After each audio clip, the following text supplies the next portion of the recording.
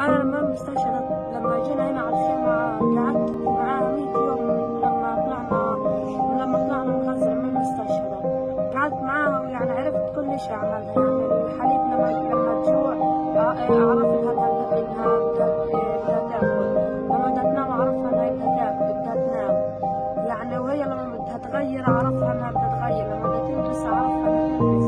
يعني تعلمت لها كل شيء من وأنا في الحرب. يعني لما استشهدت أمي في 100 يوم أقول أنا تعلمت كل شيء لكن شو بتغلبك تولين تحسها؟ هي بتصحى في الليل بتضلها تعيط بدها حليب، مو عارفة ما بلاقيش حليب بخليها بتسكت. يعني بلعبها شوي بعدين بتنام أو بدها طب تغير. احكي لي كيف بتعمل الرضاعة؟ الرضعة بعملها إياها بسخنها مية. كيف بتسخن المية؟